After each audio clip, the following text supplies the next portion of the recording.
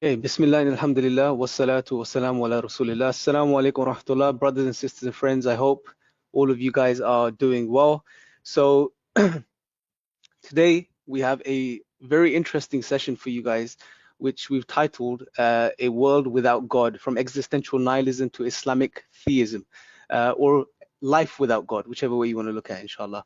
But what we're going to be discussing today is a topic which is near and dear to my heart, something I'm really passionate about, and something I, really want to push and emphasize, which is the implications of turning away from God, the implications on one's life as an individual, as a society, as a community.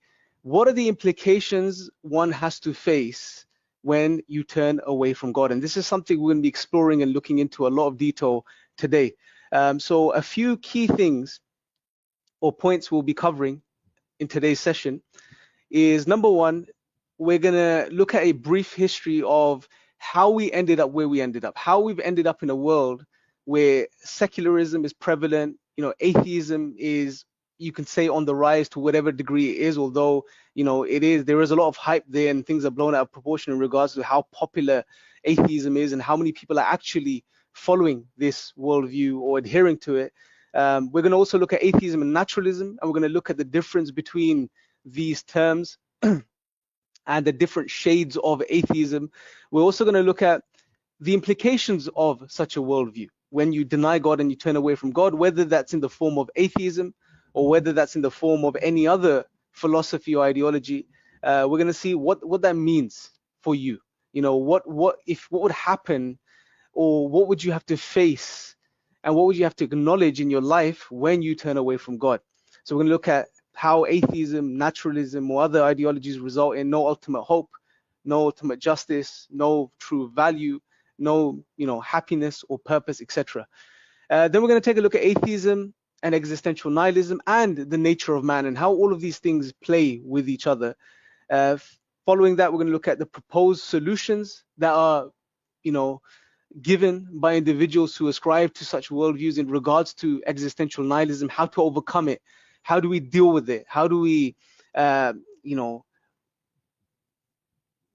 in a way where we don't have to deal with the implications here. That's what we're going to look at and explore further. Propose solutions to the problem. So we're going to take a look at that. Sorry, repeat that same thing again. Then following that, we're going to look at why it's a problem. Why is nihilism a problem in the first place? And finally, we're going to look at how Islam is the solution to these issues and problems that we face, or the human being faces when they adhere to atheism or naturalism. So 3 key things I hope that you guys are going to take away from today's session, inshallah, is number 1, how we ended up in this godless world. Number 2, the implications of atheism. And the reason I want us to really appreciate this today is because a lot of the times when we have discourse with atheists and we engage with atheists, we tend to immediately go into a sort of rational discussion where we're sharing arguments for God's existence and they're sharing arguments against God's existence. And then it becomes a battle of, the intellect, and just to see who can justify their position in a stronger way. But something I want us to appreciate here is that atheism is bankrupt foundationally. The implications of atheism put you in such a situation where you can't even begin to account for some fundamental truths that make you a human being, and further, atheism can't even account for the fundamental principles you need in place for you to have a rational discussion or discourse with someone else. So I want us to really appreciate this. So before we make atheists, or put the atheists in a position of judge, and we say, look, here is my presentation, or here is my argument for God's existence, now you judge whether you believe God exists or not. Before we even give them that position, we're going to explore and see, well, are they even qualified to be a judge, right? So that's something we're going to look at today. And finally, we're going to hopefully appreciate and see that atheism, it doesn't exist because it's a rational position. It exists because of its utility from the perspective of the world that we live in and how it's in line with other philosophies and ideologies in the world that we find ourselves in today. So let's make a start. And the very first thing I want to look at is sort of a brief history of how we ended up in this world. Because look, we're born in the 21st century, right? We're born in a world, And when we grow up in this world, and we therefore are colored and influenced by society, educational institutions, ideas, and the philosophies of the world that we live in. And we can't help this, whether we're Muslim or non-Muslim, we're just colored and shaped by the world around us. And therefore, unfortunately, in many cases, Muslims run into issues because of this. And so do non-Muslims, because they find it very difficult to appreciate certain realities. We're molded to think in a certain way and see the world in a certain way. And therefore, it's very important that we appreciate the history that's led to the world that we find ourselves in today. And therefore, we can really understand how we ended up where we are. And we can also see how do we deal now with the issues and problems that we find ourselves facing because of, you know, the philosophies that are governing the reality that we live in today. So it's very important we understand this. And I want to start just briefly taking a look at the pre-modern world. And let me just define these terms briefly here. Obviously, there are many ways you can define these terms, historically speaking. But when I refer to the pre-modern world, I'm referring to the period prior to the Enlightenment. So prior to the 18th century. And I want to go back as far as maybe 1,000 years, right? So the year 1000 maybe, and work from the year 1000 all the way up to the 18th century, the 1700s. Now, this period, from a European perspective, was a period where the world was governed by Christianity. And every facet of life was governed by Christianity, whether it's education, commerce, law. Christianity dictated every sphere of life. Now, there were some positives in regards to this, because for one, which is obvious, which is that humanity was connected, or to some degree aware of the true purpose of our existence, which is to recognize God and to worship Him. Although obviously at that time we know that, you know, the Christian doctrine that existed was not what Isa alayhi salam, what Jesus had brought to the world, and therefore the Christians were adopting or following a sort of distorted conception of who God is. But nevertheless, they were still connected with realms beyond the physical. They were still connected to God to whatever extent they were able to be. So there were some positives, but there were a lot of negatives too. Now, one of the issues which, you know, we see people were facing throughout these centuries was there was an agitation, a struggle that was taking place, because the Christian world was becoming aware of the Muslim world, and they were also becoming aware of how the Muslim world was able to reconcile reason and revelation, how there was a beautiful synergy that was taking place there, you know, how the Muslim world was flourishing. And we see, for example, you know, there were certain Christian theologians and thinkers who tried to achieve the same synergy. For example, Thomas Aquinas was one individual, as is mentioned in the book Rethinking Islam in the West by Ahmed Paul Keller on pages 82 and 83. He mentions that Thomas Aquinas, for example, understood, and he saw that in the Muslim world you had the likes of Ibn Sina, Ibn Rushd, and others who, you know, were you know, engaging with the sciences. They were engaging with rational thought, and there was a beautiful amalgamation between reason and revelation, and he tried to achieve the same. And he tried to do this in his introduction to theology, but he failed. And the reason he failed to do this was because the fundamental doctrines of Christianity, the fundamental tenets of Christianity, their very theology was adverse to reason. It was averse to reason. It was anything but rational. The concept of the Trinity, you know, they ran into problems. They couldn't explain this rationally. Hence, in this quote, he says, in this particular quote, "There lay at the heart of this schism a profound theological problem with Christianity. The relationship between faith and reason that did not arise until a higher understanding of logic, philosophy, and metaphysics was introduced through the works of Ibn Sina, Ibn Rushd. Aquinas, in his introduction to theology, attempted to achieve the synthesis that had been realized in Islam, but was unable to do so. Reason encountered fundamental contradictions when approaching the incarnation and the Trinity." And this was an issue that was prevalent within Christianity. There was always this struggle, and hence you had certain theologians, such as a Protestant theologian, Martin Luther, I believe in the 15th or the 16th century. He, you know, didn't mince his words. He was very clear with his disliking towards reason. And he came out and he said reason, he referred to reason as a whore, the greatest enemy of faith.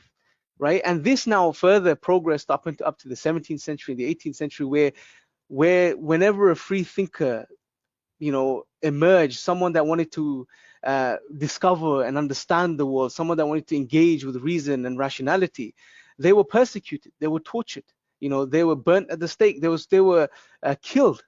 And this eventually, all of this agitation then resulted in the period of the Enlightenment, where people, some thinkers said enough is enough, and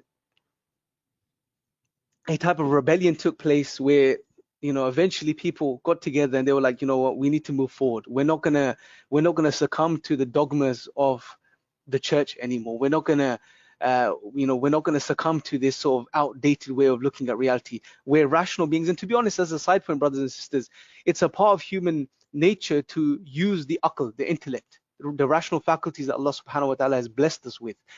And what's very interesting is that you can't suppress this. It's a part of our very being. So we're going to use reason. We're going to reflect. And this is something that Islam encourages, as we'll see later on.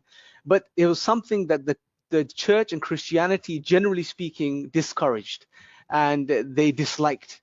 Hence, you had the Enlightenment movement where thinkers got together and they said, we're going to do away with this dogma of Christianity. We're not going to worry about Christianity anymore.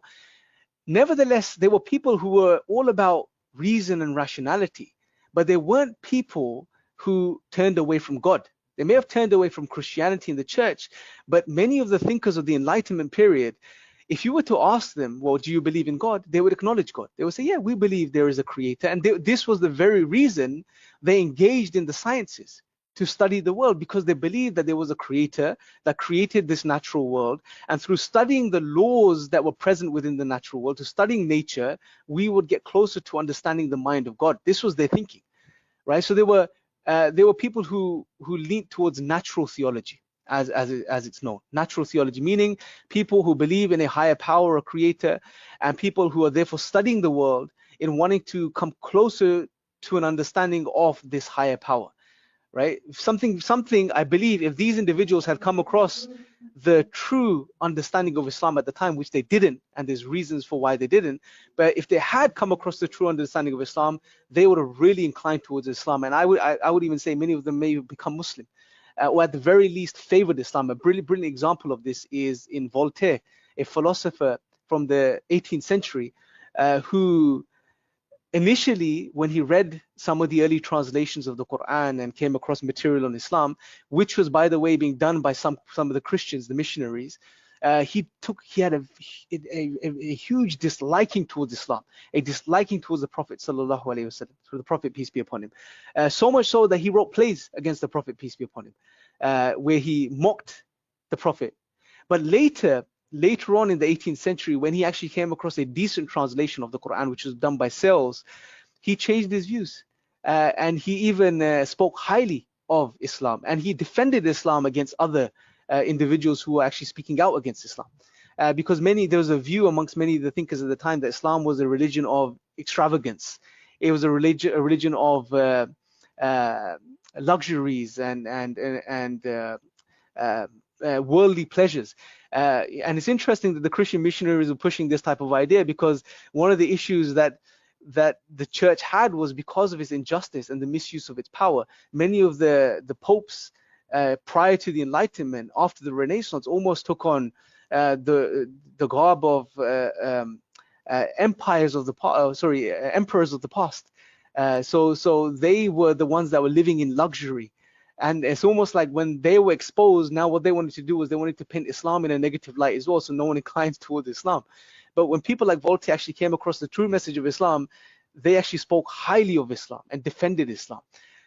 So what happened during the Enlightenment period basically was several things. They moved away from the church, they moved away from religion. And as Professor Leo Damrosch, in one of the brilliant course, by the way, I really encourage you guys to go through, the Enlightenment Invention of the Modern Self, by the great courses. If you have Audible, you guys can go and listen to this course. One of the things he mentions, one of the ideas of the Enlightenment was to get human beings to disconnect from the vertical plane and to focus on the horizontal plane, meaning they wanted people to turn away from ideas of the hereafter, from ideas of a paradise, Jannah. They wanted to move people away from an eternal life that's coming in the next life, and wanted people to focus on this life and progress in this life. And one of the ideas they sold people was that of a utopia on earth in the future. So man was to focus on the world and progress in the world to attain this perfect utopian world, this perfect utopian future in the near coming future. So this is what they wanted people to focus on, right? And what's very interesting is that you see, therefore, even in individuals that came shortly after, such as Marx, for example, he took an aversion to religion. He disliked the idea of religion because one of his issues with religion was that it made people comfortable in the little that they had, right? So remember, he wanted to push socialism, right? This idea that, look, capitalism has flaws because the rich get richer, the poor get poorer. So we want to make it that people all are on the equal plane from a social perspective and a financial perspective. And one of the and for him to achieve this, man again had to be focused on the material world and progress in the material world. It had to be so that man was uncomfortable with having little from a social and economic perspective. And he knew that what religion did was it made man comfortable with little, you know. So, and he disliked this idea.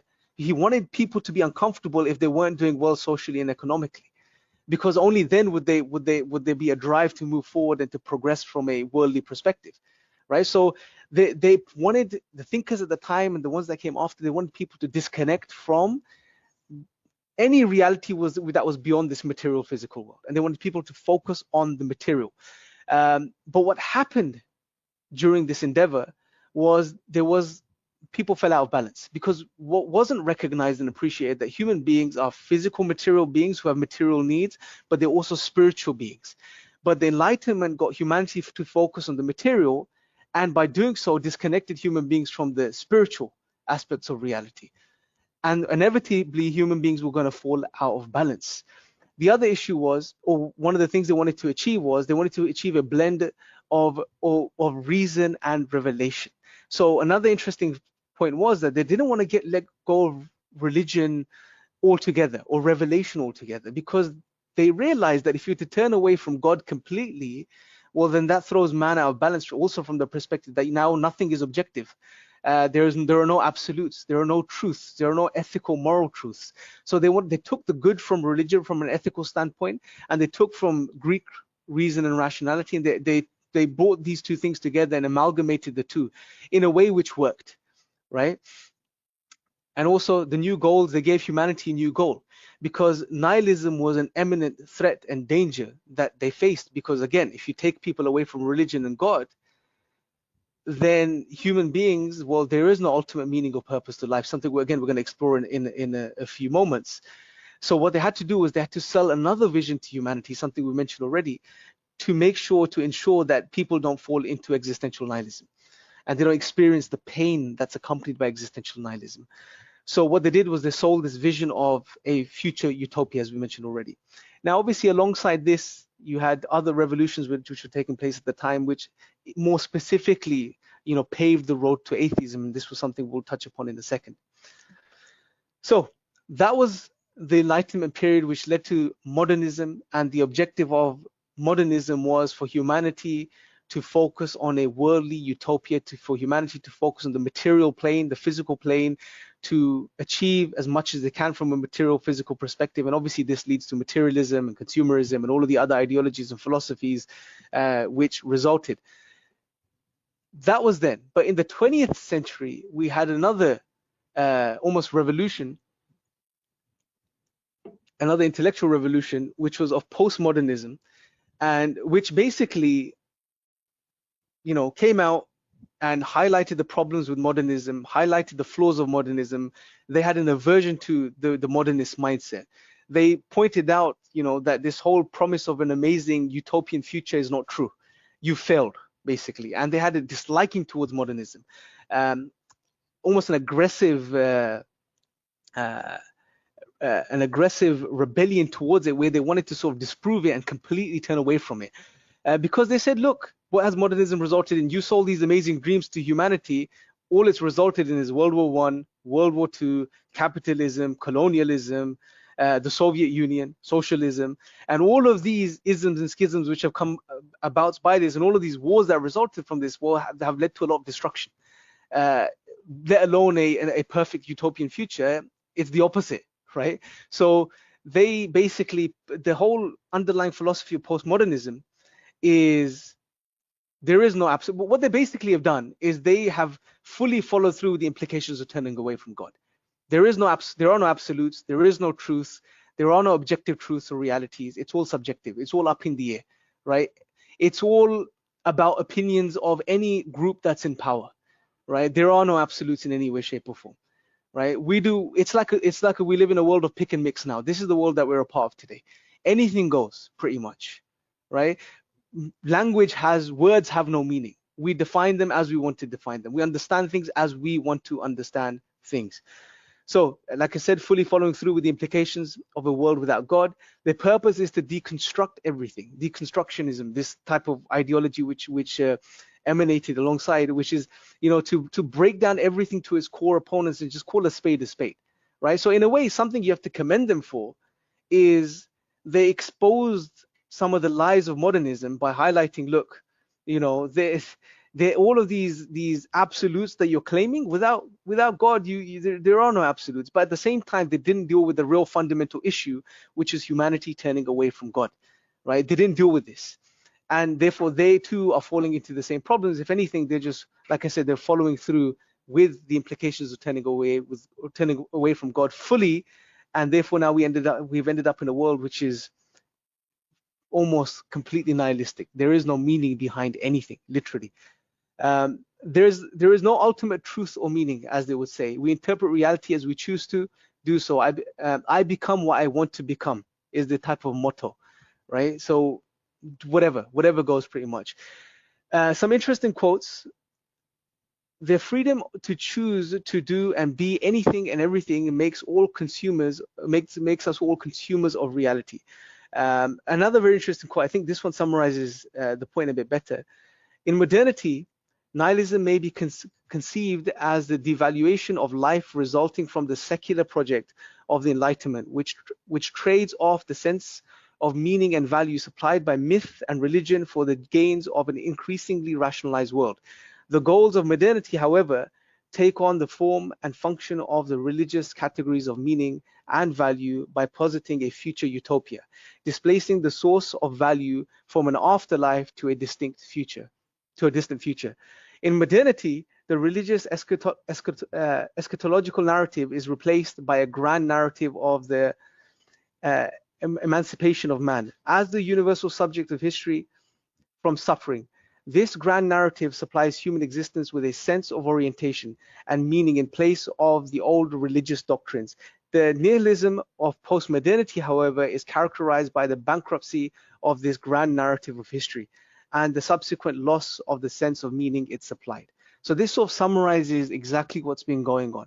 Modernity, tried to deal with the problem of existential nihilism, at least, by selling a new vision of a utopian future in this world. Postmodernity has just exposed that bit, pretty much. Now, here's another way we can look at what's the sort of history of the past 1,000 years. Initially, the pre-modern world was where man focused on God, although from a Christian perspective got many things wrong. The modern world was a time where man was made to focus on the material world and worship the material world. And the postmodern world, which we're a part of now, is where man has rejected all of this and almost has started to worship man. Human beings have started to worship themselves.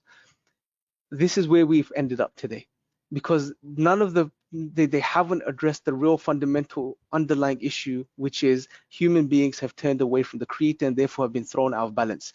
Now, where does atheism come into all of this? Atheism is not in a vacuum. And the reason I wanted to present this sort of backdrop to you guys was because when you look at atheism, one thing you realize is, or when you start to look at the foundations of atheism, one thing you realize is that atheism is a very weak position. It doesn't have its foundations are very shoddy, they're very weak. It doesn't really have legs to stand on. But then it makes you think, well, why do people still adhere to it? And the reason is because it's in line with these underlying philosophies which govern the world today, right? Because we live in a world which pushes you to focus on the material. What does atheism tell us? There is no creator, there is no God. You only live in this material physical existence. What does naturalism tell us? Everything is matter. Focus on the matter, right? So it's in line with all of these other ideologies. It puts the human being, it removes all guilt from the human being. It puts the human being in a position where they have no other choice but to focus on the material world. Let's just focus on the material. We've got one life, you know, YOLO, do whatever you want, make the most of it. And then we're sold these other visions like, you know, it's all about how much you can gain and how much you can make in this world and how much money you can attain, you know, and how much of a luxurious life can you build for yourself until you die. But the funny thing is, when you die, you don't take any of it with you. And this is something, again, death is something which is sidelined and people don't really are made to think about it. You know, we're made to think about life and to make as much as you can in this world, but death is not spoken about, because death is one of those things which again puts things into perspective. And this is why, subhanAllah, in the Quran, Allah subhanahu wa ta'ala mentions death continuously over and over again, because it's something that gets the human being to refocus on what's actually going on here. You're not here forever. You're not going to live forever, you know. So what does this all of these things that you're amassing here mean? What does it all mean? Where are you going to take all of this? When you die, that wealth you've acquired in your life is no more yours as it is your enemies. You're just leaving it all behind, you know. So, but people don't think about this. So we're sold this sort of materialistic notion of reality. Again, you know, I don't want to get into the details of this here, but you know, all of these ideologies work together. It's almost like a well-oiled machine. You have money drives everything. Money, the pursuit for the material drives everything. All of these models you have, such as capitalism, which drive, you know, consumerism, and to have consumers, you need to create a need for consumerism, and then to have consumers, well, you need to sell a philosophy of materialism, you know, and for you to sell a philosophy of materialism effectively, well, you need some other philosophies in place, such as atheism and naturalism, which put the man in a position where they can't focus on anything other than this material world. It's really interesting that the way all of these pieces come together and fit together, right? So just to emphasize the point here, atheism, to whatever degree it's prevalent, is not prevalent because it's rational, it has strong foundations. It's because it fits. It's that piece that fits the system very nicely. You know, that's the only reason. Okay, so let's just quickly define atheism and naturalism, right? We've also already discussed how atheism and naturalism fits into the whole system of what's going on here. What's the difference between atheism and naturalism? They're very similar, but just one difference I want to highlight here is that, generally speaking, and again, there's no defined,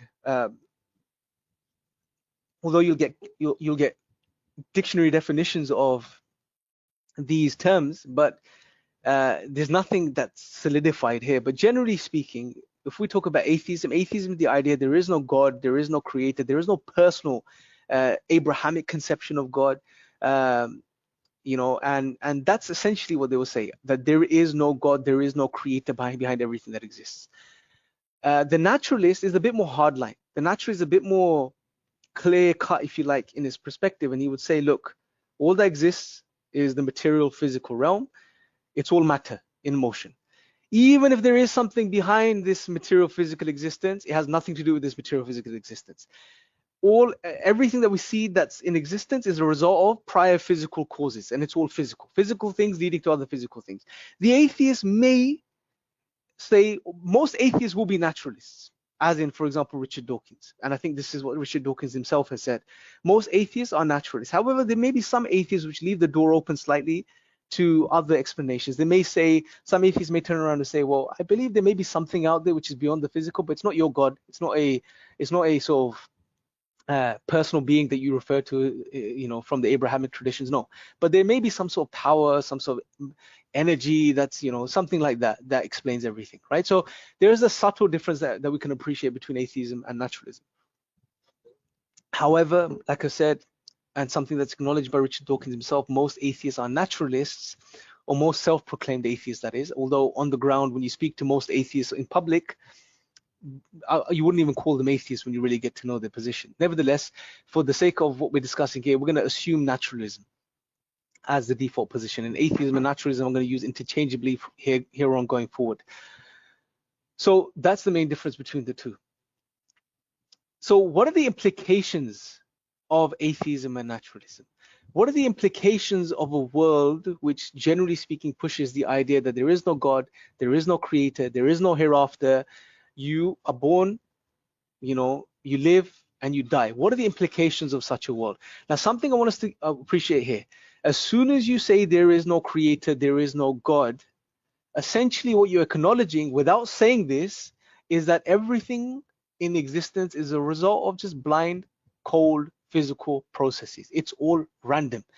Everything that exists today, including ourselves, are just a result of one big random accident. Everything is an accident. There is no creator, there is no God, there is no being that intended all of this, that brought all of this into being. It just happened.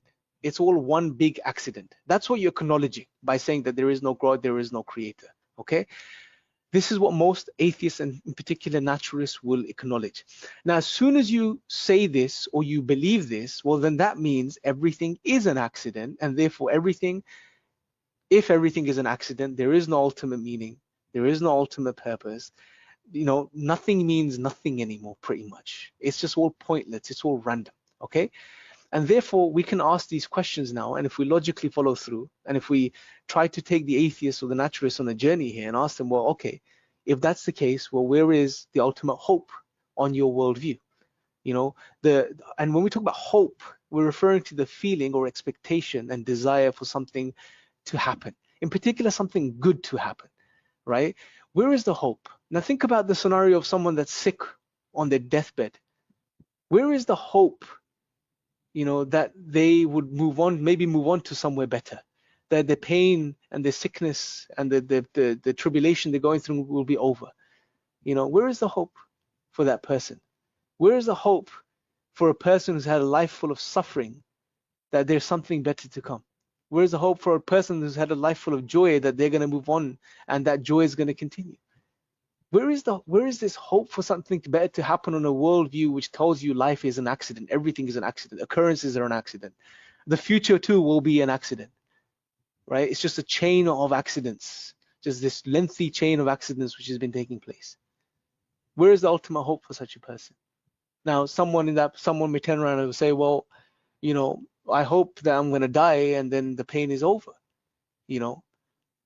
but okay, the pain is over, but you're no longer there to experience what comes after, because according to them, you are no more. You are your physical body, you are your physical being, and when that's over, it's over, lights out, right? So there is no hope that you're going to experience anything other than what you're experiencing up until the moment you die. So there is no ultimate hope.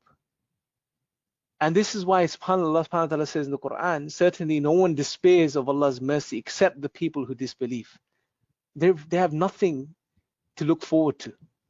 And what's very interesting, just thinking about it now, human beings, we're beings that have the ability to project into the future, our minds. So we have the ability to see into the future, to plan for the future, right? This is something that's unique to us human beings. We can sit there and we can peer into the future, not literally, but just in our mind's eyes, and we could plan therefore for the future, and hence we have goals and we set ourselves challenges to achieve things for the future.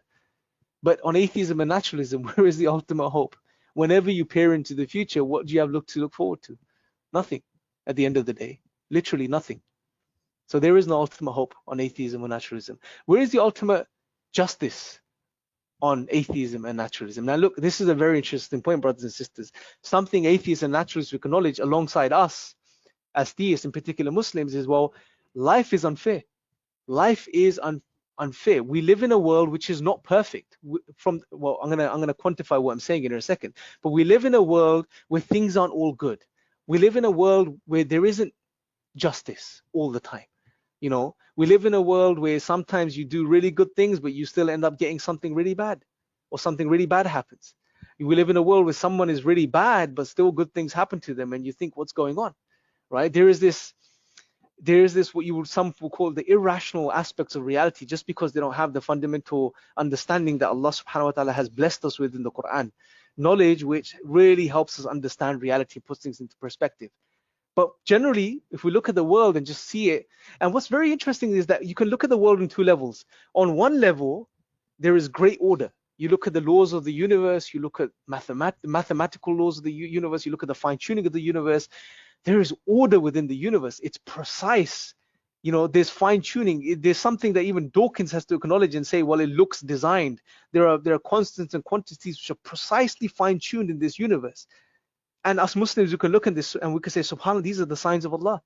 But on another level, on a human, you know, day-to-day life level, if you like, where we're engaging with people in society and we're living our lives, there is a lot of disorder. You know, where things go wrong, bad things happen, we suffer, we go through pain, hardships.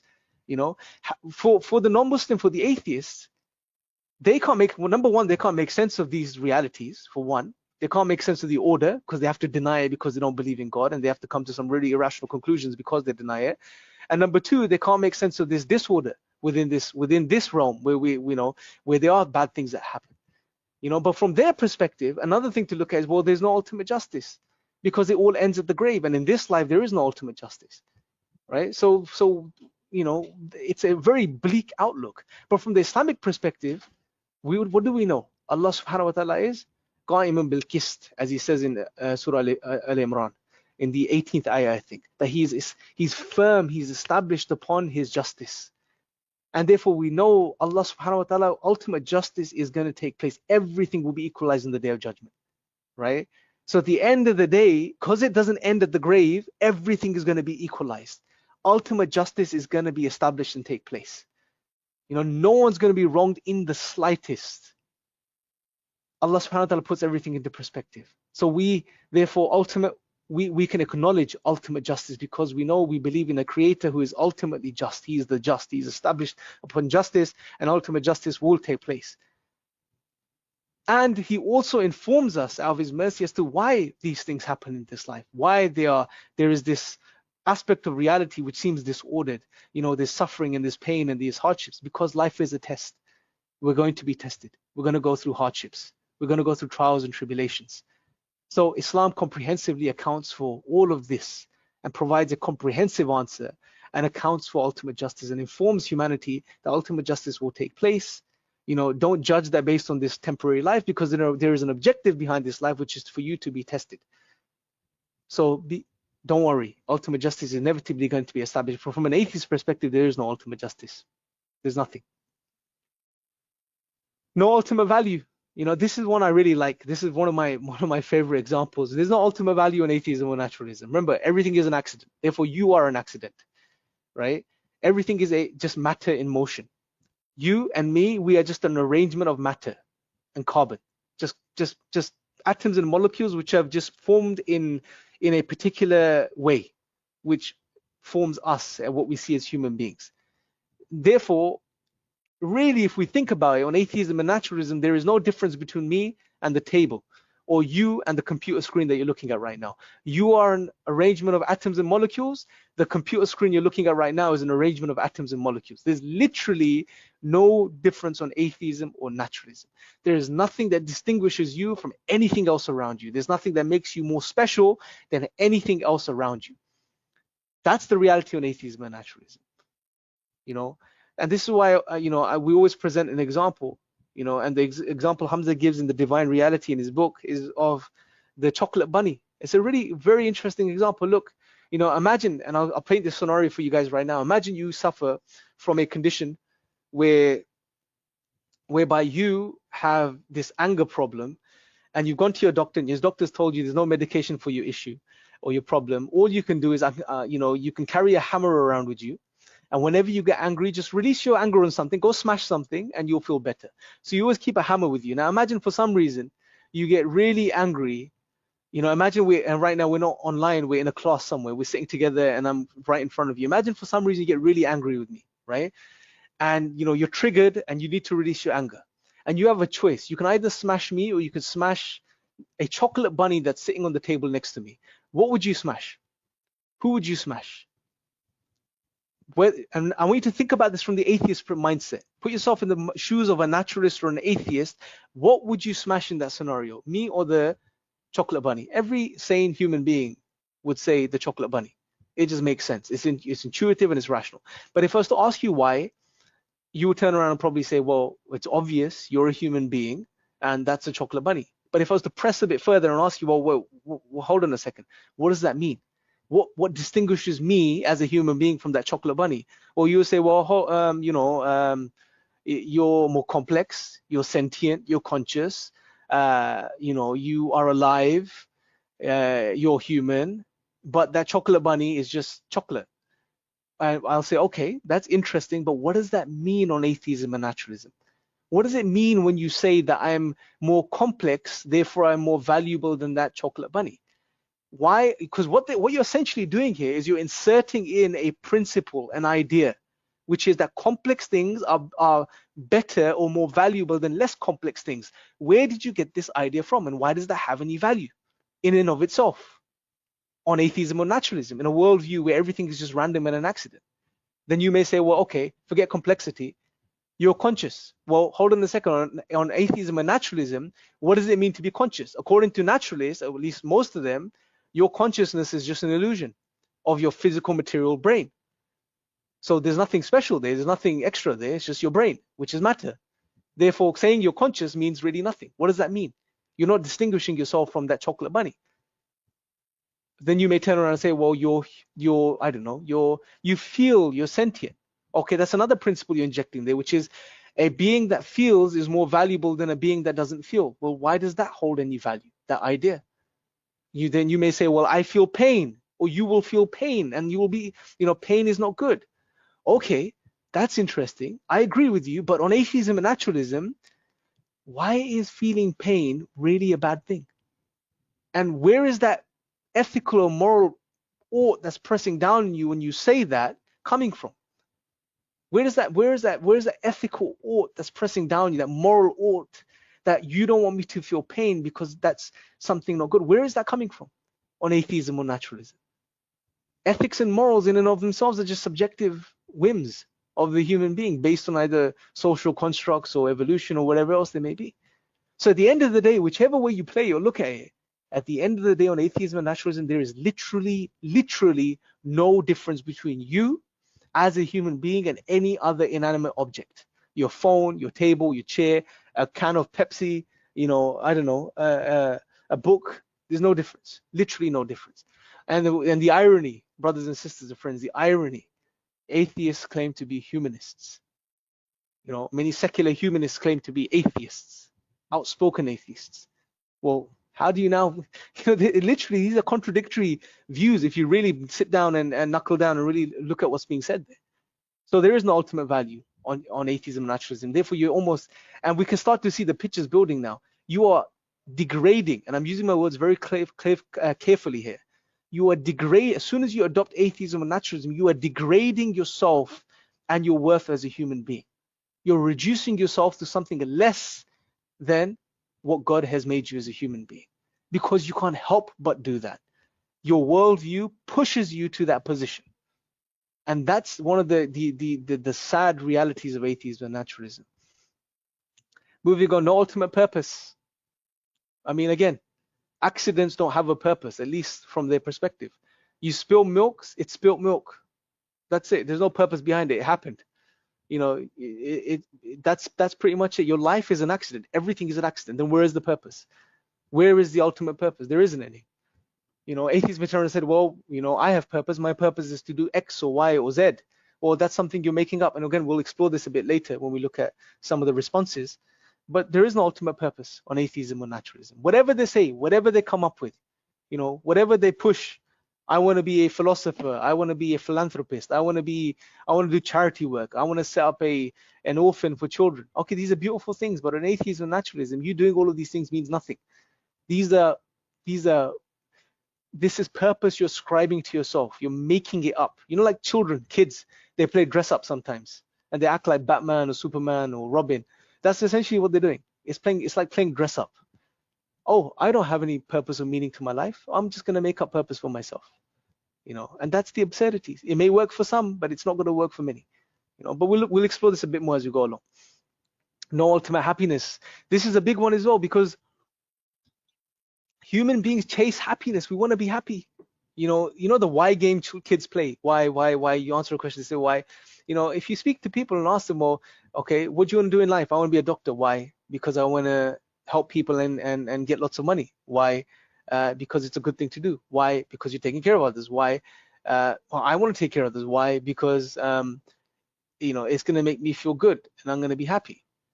At the end of the day, if you play that why game with most people, inevitably in most cases they will end up with because I want to be happy. Human beings want to be happy, right? But on atheism and naturalism, there's no ultimate happiness. How can there be when you don't know why you're here? When you don't know why you're here, brothers and sisters, friends, we're purpose-driven creatures. Every aspect of our life is purpose-driven. Literally, like we wake up in the morning with a purpose. Every level of our lives is purpose-driven. We brush our teeth and have our breakfast and leave our houses and go to work with a purpose. We come home, we have dinner, we go to bed with a purpose. We go to the toilet with a purpose. We wear shoes with a purpose. We have a bath with a purpose. It's all purpose-driven. When we look at the world around us, we see it with the eye of purpose. We ascribe purpose to things around us. When we make things and design things, we design and make things with a purpose. We're purpose-driven creatures. We can't escape this. But when it comes to our very existence, our very being, our reason for living, there is no ultimate purpose. There's nothing. How does that make sense? How is that going to sit well with one's nature, with one's fitrah? Start to think about that. I'm just planting the seed right now, but really think about that. And this has caused a lot of problems because it just doesn't make any sense. Everything around me has a purpose. I see that. I have the ability to see and appreciate that. And I have the ability to ask the question about my very existence and the purpose of my very existence. But there's no answers from the worldview of atheism and naturalism. There is no ultimate purpose or meaning. How is that going to feel? I can tell you from my personal story, I spent many years before I came back to Islam dealing with this very issue. I didn't know who I was anymore. I just didn't have the reason to get out of bed in the morning and brush my teeth. Why, when I'm going to end up under the ground dead? Why was I alive? Why was I conscious? Why could I see and understand the world around me? Why could I reflect about it? Why could I think about the future? These were things that really got to me and they were hurting me for many, many years. I just couldn't, just everything around me just blanked out at a point. The world around me didn't seem real anymore. And I'm thinking about it now, it didn't seem real. I disassociated with the world around me because I couldn't see value in it or the meaning behind it. I disassociated from myself. I would look at myself in the mirror, I would look down at my hands and I couldn't recognize myself anymore. What was I? Who was I? And then I dissociated from it. I didn't feel real because I couldn't understand the meaning behind my existence. If there wasn't any meaning, well, it's probably not even real. And it caused me huge issues. And many people suffer from this type of existential angst, this absurd, the awareness of the absurd. Albert Camus, an existential philosopher, he writes this in one of his books. I think Sisyphus, I think it's called, if I can't remember. I read this and it really struck me. He really paints this in a very beautiful prose. He speaks about when one man or woman first comes into contact with the absurd. They go through that door and they realize that on that worldview without God, and this is something I'm injecting in there because he doesn't say that, but as soon as you turn away from God and God-given meaning and the reality God reveals to you, as soon as you walk through that door and really ask the question about what does life mean and what does my existence mean, there are no answers. It's just darkness, and he speaks about the absurd. It's like everything loses meaning. It's removed. It's sucked out from the world around you. But at the same time, he says, and this is very interesting, he mentions that there is a fascination. There is this desire in the person that he can't focus on anything other than that absurd, because this is yearning inside the person to figure things out. And I think one thing he did, what he was referring to there was the fitrah of man, the nature of man that Allah has created us upon. And he's given us certain tools within us to look and to understand and to seek out Allah. Because a part of the fitrah is to recognize Allah and to worship Allah. And when human beings are disconnected from this reality, they're gonna end up in turmoil. They're gonna have existential issues, psychological issues. They're gonna go through depression and anxiety, at least some forms of depression and anxiety. So there is no ultimate happiness, because if you don't have the answers to the fundamental questions of life, who are you? Where did you come from? Where are you going? Things that are pressing upon us as human beings. How can you ultimately be happy? Imagine the example of right now, for some reason, you guys get really bored and you feel really sleepy and you fall asleep. you just knock out. And then suddenly you wake up, but you're not in your room anymore. Imagine you're on a train and the train is just moving really fast, and you look out the window, you're on a track there, you see, you don't know how you got on the train. What's your initial feeling? How do you feel initially? What's your reaction? There's going to be anxiety. There's going to be worry. There's going to be questions that are racing through your mind. How did I get here? Who put me here? Where is this going? What the hell's going on? And then you look out the window, and although you're worried about all of these things, suddenly you see the most beautiful scenery, the sun setting over the mountains, right? And suddenly there's a sense of appreciation you have of the beauty you see outside the window. And then as soon as you turn back around, you realize that there's beautiful music or nasheeds that are playing in the train, soothing nasheeds. And then suddenly someone brings a 5-star meal to you and puts the meal right in front of you. And you taste the food, and it's the most delicious food that you've ever tasted. And at the same time, you start to notice the comfort of the chair that you're sitting in. It's the most comfortable chair you've ever been sitting in. Now, as you're enjoying these pleasures that you're picking up through your senses, ask yourself the question, although you may be temporarily distracted and may experience a sense of joy at the things that you're experiencing via your senses, are you truly happy in any meaningful sense without getting the answers to those fundamental questions that you had? How did I come here? Where is this train going? Who put me here? The answer is no. In most cases, in practicality, I mean, if you ended up in such a situation, you probably flick the tray and you just get up and start running, right? You wouldn't know what, you start screaming, right? And this analogy applies to life in a very beautiful way, because we live in a world where, which is so disconnected from God, that we're born and we're in this world and we're looking at the world around us, we're enjoying certain aspects of reality. We enjoy certain things, and and trust me, there's a lot in this world to enjoy. They've decked it out, it's been kitted out, it's been beautified for you to just focus on and just lose yourself in, right? And the more you focus on this world, but at the same time, you may be deriving temporary pleasure from the things around you, but are you truly happy without knowing who you are? What's your purpose? Who created you? Who put you here? Where are you going? Are you going to be truly happy? No, you'll never be truly happy. You may be distracted, but you'll never truly be happy. And in atheism and naturalism, there is no ultimate happiness or meaning. So let's quickly think about this idea and go back to the period of enlightenment and one of the underlying the mission statements, which was progress from a worldly sense, to progress and to create a worldly utopia. Did they achieve that? No.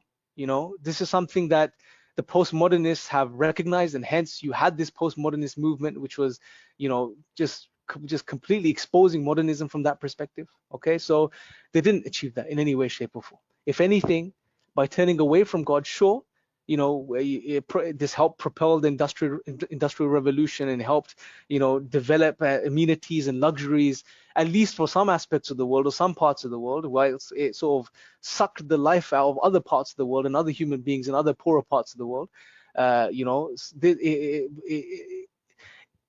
Overall, it was a failed project, right? And this highlights to us, as soon as man is created to worship God, as soon as you disconnect human beings from its creator and you try to sell them another vision, you're going to fail.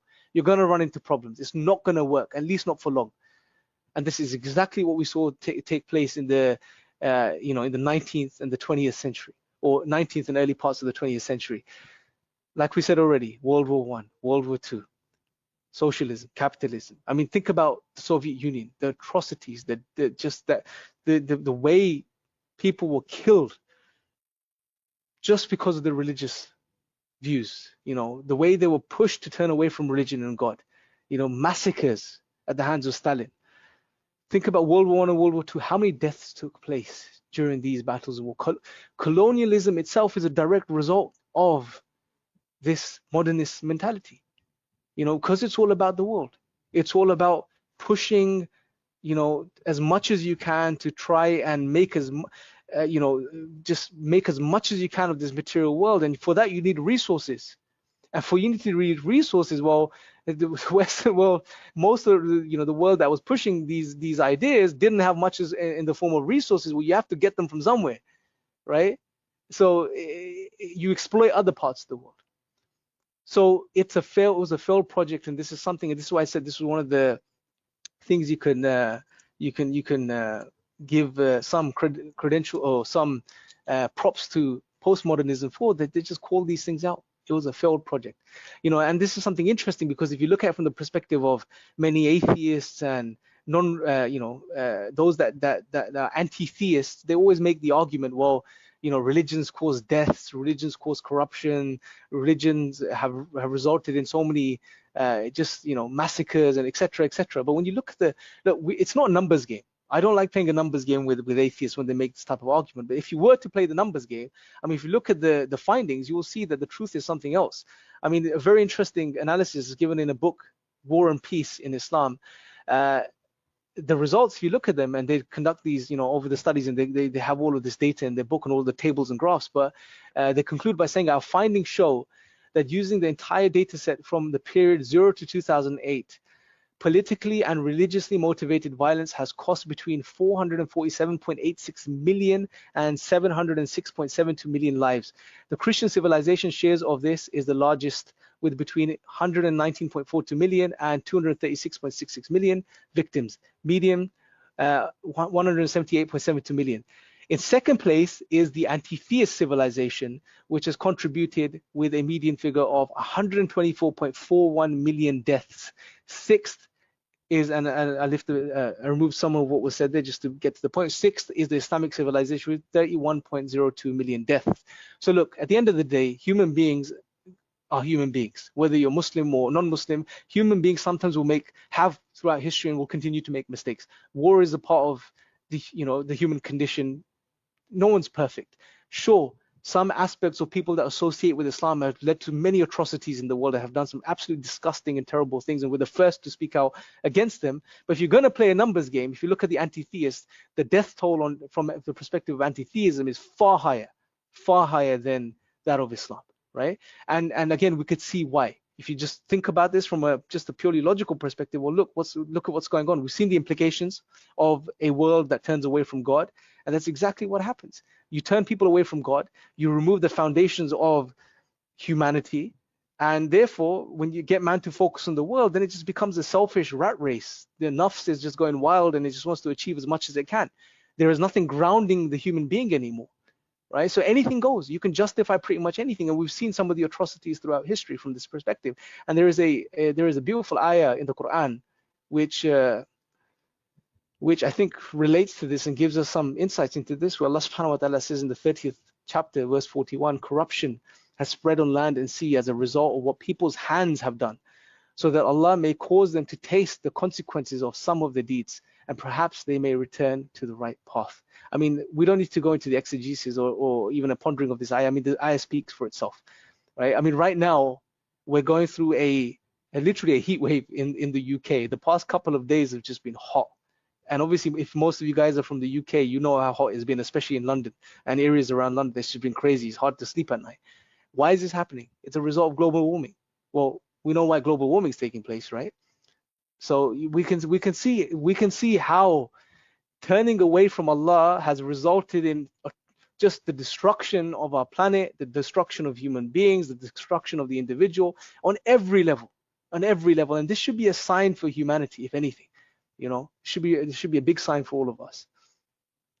This was something that Nietzsche predicted. I'm not going to go into this too much, but sometimes, you know, some of the atheists like to take Nietzsche's quote out of context, when he said God is dead. You know, Nietzsche is a very interesting thinker, because I think it was I watched a YouTube lecture by Professor Ken James, I think it was, and he mentioned this, and he goes into explaining this statement of Nietzsche's, which he made, where he said, "God is dead, God remains dead, and we have killed him. How shall we comfort ourselves, the murderers of all murderers? What was holiest and mightiest of all that the world had yet owned had bled to death under our knives. Who will wipe this blood of us? What water is there for us to clean ourselves? What festivals of atonement? What sacred games shall we have to invent?" Most atheists use this as saying, "Oh, look, Nietzsche was a champion of atheism." Sure, there's much we can disagree with him about, right? But something he saw was that as soon as people turn away from God and have killed God, as far as turning away from God and denying God, he saw the problems. He predicted the next couple of centuries that they were going to be centuries of nihilism, meaninglessness. because he saw the logical implications of turning away from God. Obviously, during the period of enlightenment, the thinkers tried to patch this the best they could by selling humanity another vision, a worldly vision. But obviously, I mean, it was going to fall through at some point, and it did. So it was very interesting, his insights. I just wanted to clarify that, because sometimes what Nietzsche said in regards to God is dead is taken out of context. And he basically was saying, he was reminding people, look, you killed God. How are you going to deal with the outcomes? What are you going to do? How are you going to now remedy this situation we find ourselves in? And he obviously didn't see a solution on such an outlook where you don't believe in a creator. So proposed solutions by the existentialists and atheists. Now, obviously, it's a problem. Existential nihilism, which I'm specifically focusing on. Let me just define that term quickly, because I haven't done it already. Nihilism or nihilism is the idea, generally speaking, that of meaninglessness. Nothing has any meaning. But when we say existential nihilism or nihilism, what we're saying here specifically is there is no meaning from the perspective of our existence, our lives, our existence has no meaning. And that's what I'm specifically focusing on in this webinar, although we know atheism and naturalism and other such ideologies lead to nihilism as a general idea, which is meaning is removed from all perspectives, from ethics, morals, etc. So how they try to resolve this, remedy this? One of the ways was they said, well, let's make up meaning and be responsible. This was something Jean-Paul Sartre pushed himself, which was the idea of living responsible lives. And he wrote hugely on being responsible, again, just to remedy, provide a solution for human beings that find themselves in a world without God. His idea was that, look, we have to give ourselves meaning. We have to live with meaning. We have to and live responsibly. Although I don't know how he accounted for a responsible life. He was an atheist himself. And again, like we said, if there's no meaning to life, if everything is an accident, well, what does it mean to be responsible? What does it mean to live responsibly? What does it mean to live in a way where you're looking out for other human beings? Well, these are questions in and of themselves. This wasn't going to work, because essentially, when you say, I'm going to give myself meaning, my meaning or my purpose is to be X, Y, or Z, like we said already, you're making up meaning. You're making up meaning for yourself. In other words, you're lying to yourselves. This is not your ultimate purpose. You're just making something up. And what does that mean? What does it mean to make up something for yourselves just to get by? And why should that get you by? I mean, if you really know what's going on here, that shouldn't work for you. So that's one option which fails. Another perspective is, let's just accept it and face it. This is something Richard Dawkins I've heard pushing recently, which is, look, we have to be brave, and religious people are afraid and they're not brave, and that's why they make up religion, because religion provides comfort. Religion is comforting, and that's why people have made up religion. Now, just a quick thought on this idea of religion is comforting, therefore people have made up religion. That doesn't logically follow. Just because something provides comfort, it doesn't mean it's automatically made up for that very reason. I mean, if I could think, I don't know, but as an analogy, it's like saying, I don't know, it's probably not a good analogy, but it's like saying water quenches thirst, therefore water was manufactured or created or exists for that reason. No, well, that's one reason, but that doesn't mean water is only for that reason. So, I mean, the point I'm getting at here is, just because something provides comfort, it doesn't mean it's made up. Another way of looking at it is this, that the creator that gave you this religion knows your nature, knows what's going to provide you comfort and get you through this life, and therefore he gave you a religion which caters towards that. That's equally as plausible. So I don't get that type of argument. It doesn't logically follow. So this whole idea about let's just accept it and face it, okay, that's one way you can deal with it. And to be honest, that's probably that's you being most honest as an atheist or a naturalist, by saying, okay, there is no ultimate meaning and purpose to life. I'm not going to act like there is or make something up. I'm just going to face it and keep going. If that works for you, all power to you. But to be honest, with most people, it's just not going to sit well with their nature, because they're going to be in a constant state of agitation. Because the human nature we know deep down inside we have a purpose. There is the reason we're here, and we're looking for it. And Allah has placed the fundamental building blocks of that within our very fitrah, within our very nature. But at the same time, worldviews such as atheism and naturalism are completely rejecting that nature. So you're always going to be in a state of agitation, and it's not going to work for most people, I would say. And even if it does, if people just deal with it for a while, eventually they'll fall off. And this is why you know, people like Jordan Peterson. I really believe people like Jordan Peterson, you know, some of his stuff is really, really good, you know, amazing. But the reason he's gaining so much popularity, brothers and sisters and friends, I really believe one of the reasons is because what he's doing is he's speaking about meaning and purpose and value. And he's giving people something atheism and naturalism is not giving people. So he's providing something to people on such worldviews who come from such a worldview, something to incline towards. And because what he's saying is more in line with people's nature, they're inclining towards him more and they're following people like him more. Right? It's very interesting, and this is why it's a beautiful opportunity for us as Muslims today to share the message of Islam, because it's far more comprehensive than what Jordan Peterson or anyone else is providing. Right? So we've got the solution. The postmodernist response, the way they deal with this is, well, they say there is no meaning. You know, we'll define things the way we want to define, everything subjective anyway. And they're trying to, again, like with the first point, they're trying to just come to terms with all of this. And what they're doing is they're just, you know, they're saying, okay, well, it seems to be what's going on here. The thinking is, well, look, okay, how do we deal with meaninglessness? We have amazing technology that we've developed due to the advent of, you know, due to the Enlightenment and the Industrial Revolution. It's led to some amazing technological advancements, which it has, you know. Let's just make the most of that. Let's just lose ourselves in technology, right? How many people do we see today? The gaming culture, which is so prevalent. People are losing themselves in games. They live through the game. They live by the rules of the game. They live literally by the rules of the game, right? They define themselves by the game. They feel a sense of honor through the game and how other characters in the game recognize them. This is why games like Fortnite and games like PUBG are so popular, because there's an element of there being levels. You know, there's an element where you have to work. There's a purpose in the game, and it is defined. And at the same time, you can live by purpose vicariously through the game, and at the same time disassociate with your real life, so you don't have to live in a responsible way. It's very interesting what's going on. People are losing themselves in these games, so much so that when they're told not to play these games, we've seen some crazy things. For example, PUBG, I believe, was banned recently in Pakistan. And one of the reasons it was banned, because there was 2 recent deaths associated with the game, where some, I think 2 youth or young Muslims, obviously Muslims, I hope, they were playing the game and their parents told them not to play the game, and they killed themselves. They killed themselves. And this is not the first. There was cases in India over the past couple of years where apparently a guy beheaded his father because he didn't buy him a phone. I don't know how true these stories are, but if there's any truth to these stories, it's worrying. And we know there is, because there's so many such cases. A guy killed his father because he didn't buy him a phone that was powerful enough to run the game. It's madness when you think about it. You know, and we've probably seen this issue within our own families, within our own circles. You know, people are spending more time on these games and on these social media. Social media platforms are another avenue where people are completely losing themselves.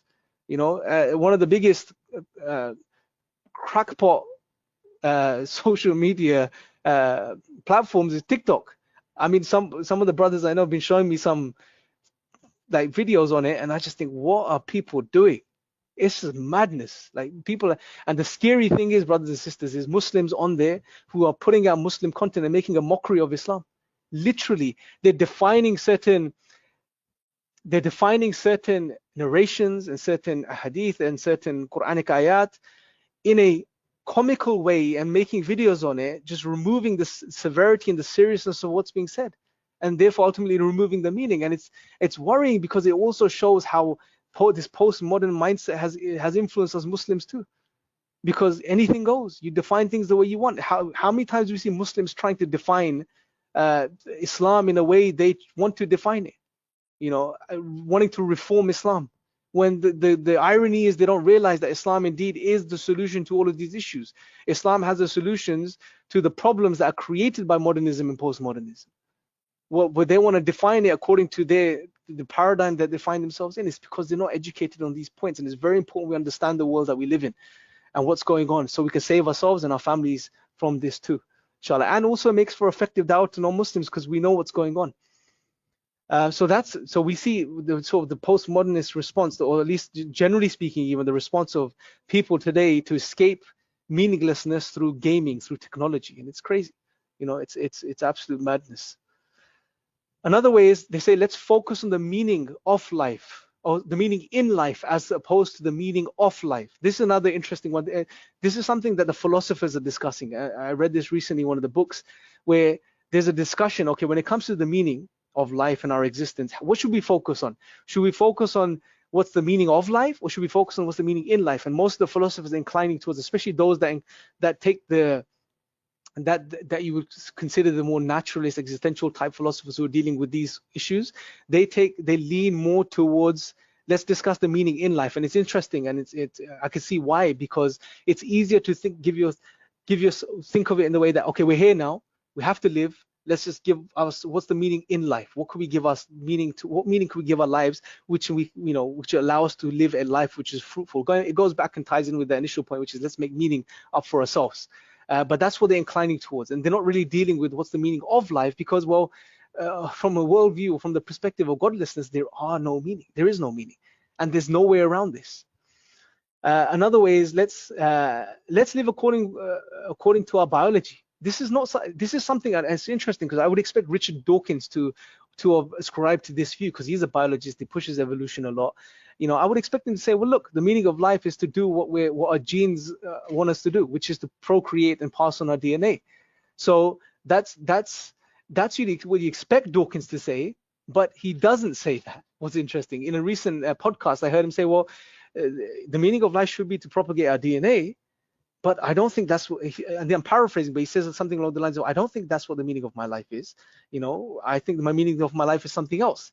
And I was just shocked when he said this. Well, how are you going to now account for that meaning that you think the meaning of your life is, as opposed to what your biology tells you the meaning of your life is, right? So even someone like Dawkins, and it shows you the contradiction in their worldview.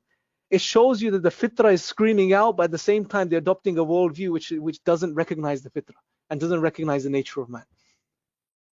Some would say pleasure is the key. The meaning of life is to enjoy life. That's it. Well, this is just a statement. Okay, you enjoy things and it feels good, but just because something feels good, and as we mentioned already, just because something feels good, how does that now become the meaning of your life? You're just telling yourself, well, that's the meaning of my life because it feels good. That in itself is meaningless. Again, it's just an idea you're positing which has no intrinsic meaning in and of itself. Camus, for example, he said that the meaning of life is whatever keeps you alive. Again, you could see the desperation in that statement in and of itself, So those are some of the proposed solutions, and hopefully we've seen why they fail. And the problem here is, firstly, if there's no meaning, there's no progress. And this is the thing, the whole idea of modernism and particular modernism, not postmodernism, the whole idea of progress in this world is undermined when you turn away from God. Because when you turn away from God, there is no meaning or purpose, as we've seen. There is no drive that's going to push you to go now and progress in this world, to go and achieve things in this world. It's all meaningless. You start floating in the void of meaninglessness. You just sink into this black hole. It's contradictory. The whole outlook's contradictory, right? So another thing is, it leads to types of depression and anxiety. And this is an interesting point, because, okay, even if life is meaningless, why should that be a problem? Why should that feel uncomfortable? Why should we feel pain and anxiety and agitation at the idea that life is meaningless? Why should we not be satisfied with that and just go and procreate and pass on our DNA? Why? If that's all we're here to do, why is it there's agitation? Why is it that we go and search for meaning and purpose? These are signs which point us, or at least get us to hopefully recognize that there is more to our existence than just our biology, just passing on genes and propagating our DNA, right?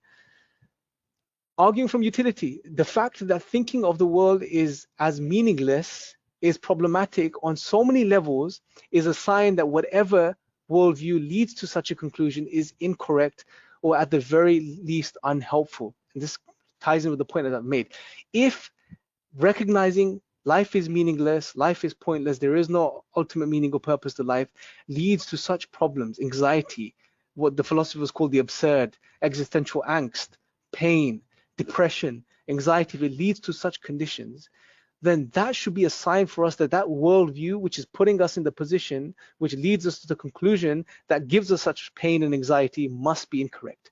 it has no utility for us as human beings, right? So we could just purely argue from utility and just highlight to people that, look, maybe you need to look elsewhere, right? Atheism and naturalism is not cutting the mustard, and some people are naturally waking up to this reality.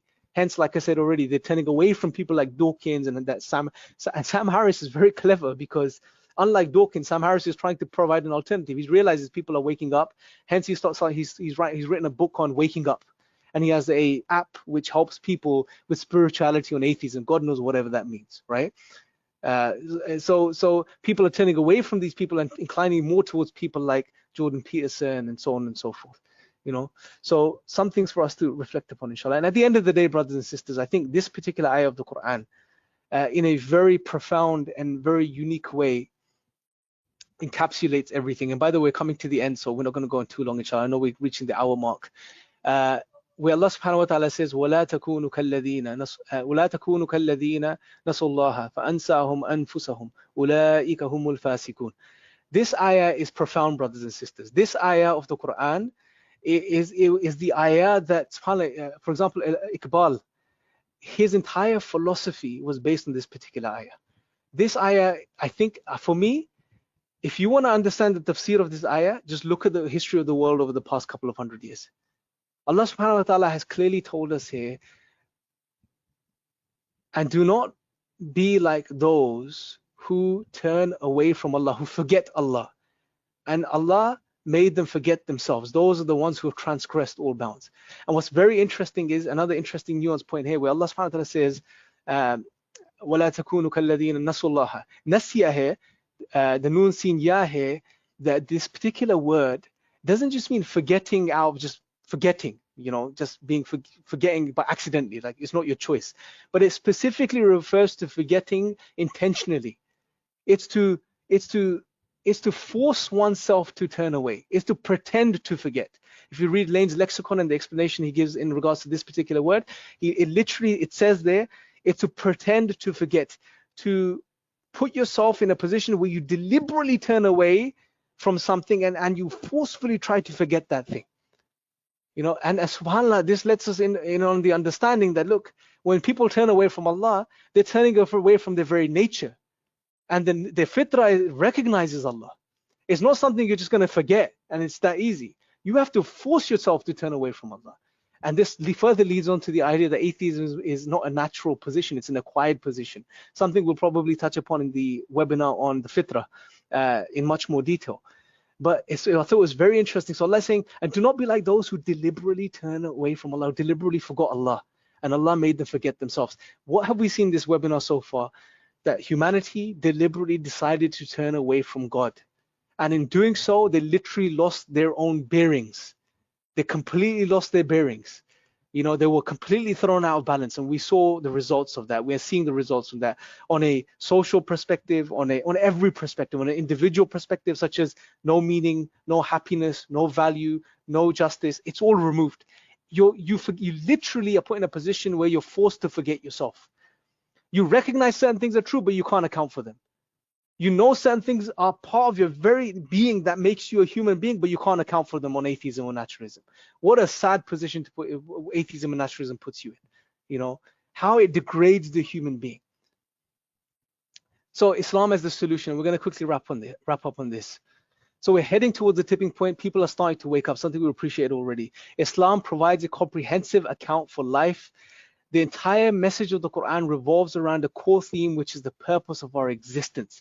The Quran answers the fundamental question we're in search of as a human race. What is my purpose? Why am I here? Who am I? The entire Quran revolves around the core theme, which is where Allah tells us that He did not create us except to worship Him. Allah did not create us for any other reason except to worship Him. And we should really understand this, brothers and sisters. This is, in other words, when Allah says He did not create the jinn kind and mankind for no other reason except to worship Him, here Allah is telling us the purpose of our existence, that very purpose we're in search of. And in other words, therefore, the entire Quran is revolving around this fundamental theme, this fundamental question the human being has. And what else would you expect from revelation from Allah subhanahu wa ta'ala, the most merciful?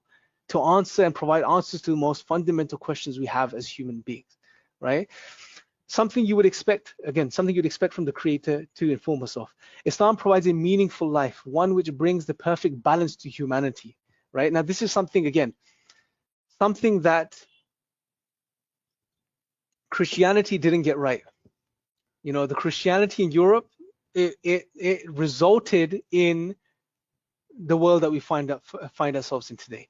It pushed the people, because of the persecution, because of the irrational ideas of the Trinity and reincarnation and all of these ideas which were averse to reason, because of all the persecution of the thinkers and the early scientists, it pushed people towards coming up with the ideas and the philosophies which have ended up in the atheistic world that we live in today, this anti-theist world that we're a part of today, generally speaking. So in other words, you can say, or you can argue, Christianity to a great extent led to a godless world that we are part of today.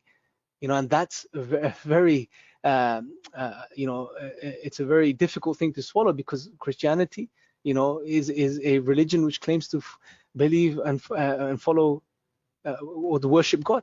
And it's unfortunate, because we know the Christianity that we have in the world today is not what was given to Isa alayhi salam. And if they had remained upon that truth, and Allah knows best, you know, this wouldn't have happened. But anyway, the concept of God is intuitive, firstly, the fitrah, and rational. And this was the thing. So this is why I said I really believe the early thinkers of the Enlightenment period may have even become Muslim if they had come across Islam, because the message of Islam, where Allah tells us about himself, where he says that he is uniquely one, Qul huwallahu ahad, he's uniquely one, this would have resonated with the thinkers of the time. Where Allah says, for example, إن في خلق السماوات والأرض واختلاف الليل والنهار لآيات لأولي الألباب, where Allah says, indeed in the creation of the heavens and the earth and the alternation of the night and day, and it are signs for those of understanding. Imagine the natural theologians at the time that were looking for God, that turned away from the dogma of Christianity, had come across these ayat and the true and the real interpretation or translation of these ayat. They would have inclined towards this, because this was in line with what they were looking for. You know, so Islam also encourages us to engage with the material world, study it, do the science. It is a means of drawing closer to Allah. And this is where Allah says, indeed, we read this ayah already, but another very interesting ayah in the Quran where Allah says, and Allah brought you out of your mother's wombs not knowing anything, and then he gave you hearing and sight and intellect, so that perhaps you would be thankful, you would be grateful. Here Allah subhanahu wa ta'ala is telling us, he is the one that gave us our senses. He is the one that gave us our intellect. Two things Allah is mentioning here: our senses, hearing and sight, and the intellect, the mind, the intellect.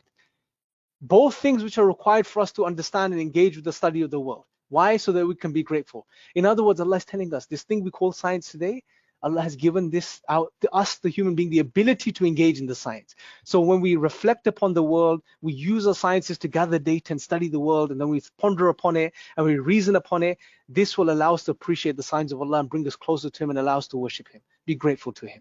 But unfortunately, many atheist scientists today have just gone off on a tangent with this stuff, right? So again, point here, Allah, the Quran is showing us that balance between, or showing us why or how we can engage in the material world, why God gave us those senses, why we should engage in studying the material world, because it all brings us back to our Creator, something that the Christian world didn't have at that time. Islam promotes the use of reason. How many ayat tell us to ponder, to reason, to reflect, to understand? You know, as here in the 29th chapter, verse 35, we left some of the town there as a clear sign for those who use their reason. So many ayat, brothers and sisters, in the Quran, where Allah constantly, continuously is telling us to reason, to reflect, to engage in thinking. You know, so the balance was always there between reason and revelation in Islam. That perfect balance was always there. And another balance that was always there, which was the balance between the vertical and the horizontal. Islam doesn't tell you to become a monk, go into a monastery and lock yourself up. No, Islam tells you to engage in the world, to engage in commerce, to engage in trade, do business, earn your livelihood, live in this world. And through living in this world is the means of your worshipping your Creator. You know, the Prophet ﷺ was a merchant himself. One call in his book, the Prophet of Peace, phenomenal book. I really recommend everyone to read it. One of the things he highlights about the Prophet, peace be upon him, heavily is that he was a prophet of trade. He's someone that encouraged trade, encouraged business. And this was one of his amazing traits. Islam encourages and it brings together these two planes, the horizontal plane and the vertical plane in a very beautiful way. You know, something that the Enlightenment thinkers were forced to try and achieve because of the imbalance in Christianity.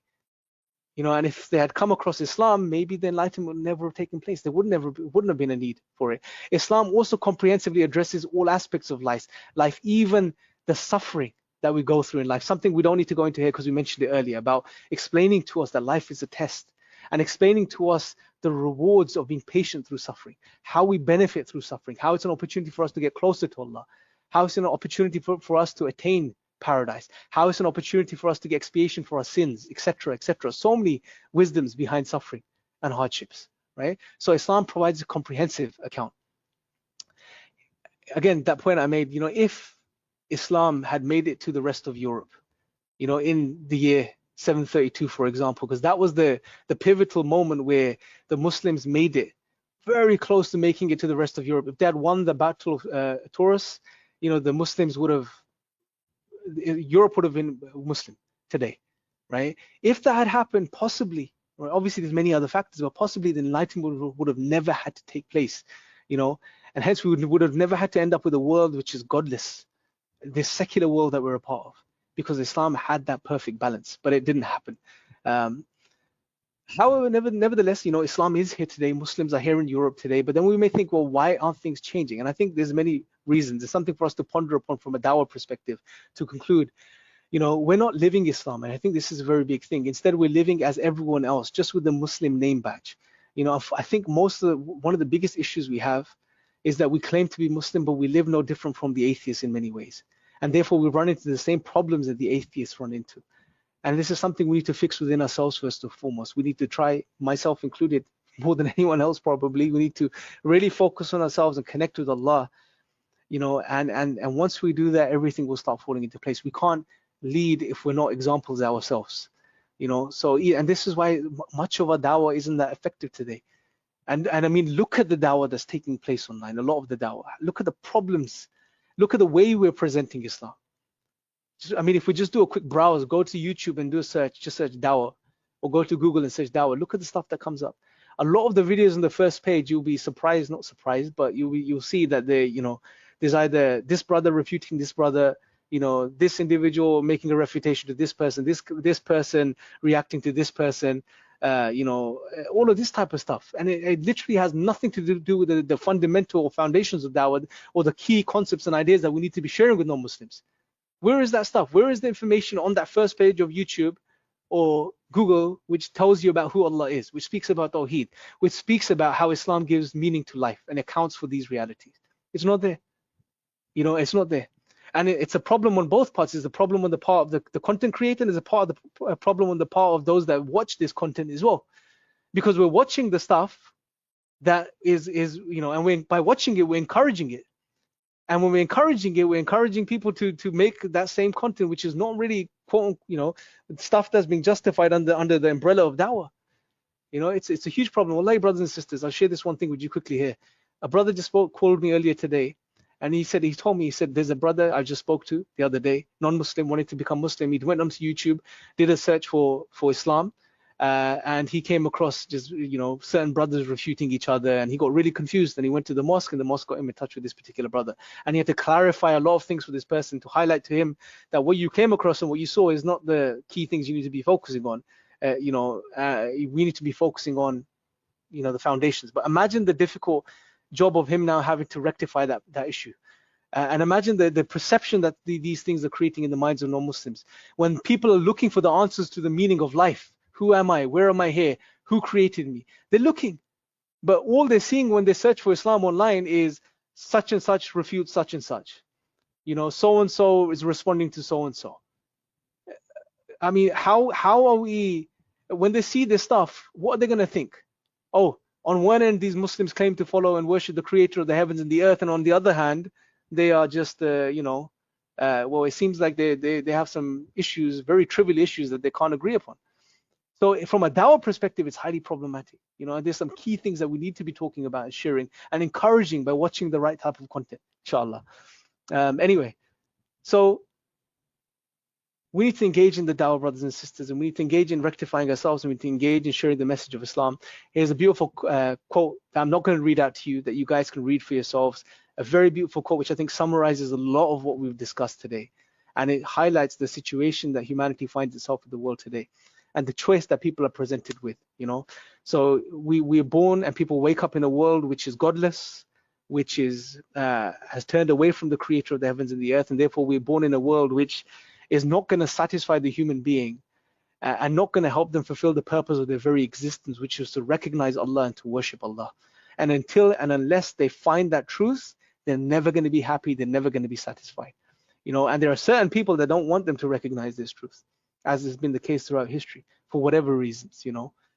So it's a beautiful opportunity. We find ourselves in a very interesting time for the da'wah as well, that people are looking for answers, and hopefully we've just seen at least a shred of how Islam, and I'll just briefly mention some ayah.